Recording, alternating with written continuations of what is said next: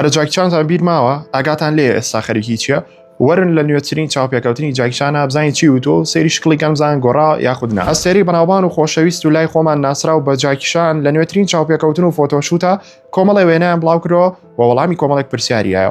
فەرموو بینەری وێنەکان بن و با پێتان بڵێم جاکی وتوێتی چی. ئەمەی کەی بینن نوێترین دەرکەوتن و وێنەی جاکی تەمەن 70 ساڵە و هەر بۆ ئەم شوێنەی چاوپێکەوتنی لەگەڵاکردون باسی وەشەکە ئەڵێ من هەموو کاتێ خۆم ستەند و جوڵەکان مەکەم من ئەو کەسەم کە بەو شێوەیەم و جیاواز لەوە باز لەواکە ئەڵێم شتە هەرگیز ناگۆڕێت تا ڕۆژەی کە وازێنم و ئەو ڕۆژەش هەرگیز نایە لەبەروی کە من واز نایەنم. جاکی باز لەواکە کە تەمەنی 70 ساڵە و هێشتا خۆی جوڵەکانی خۆیەکە وەکو ئەکتەرەکانی دیکە پێویستی بە کەسێک نییە جێگرۆی بێ بۆ جوڵەکان و دەتوانین بڵین ئەم قسەی جاکی مانایەوەیە کە بە کۆمەڵێک فیلمی ناوازۆ ئەگەڕێتەوە ناومان و هیوادارم بەشێکی نوێی ڕەش ئاوەر بەرهەم بێنن.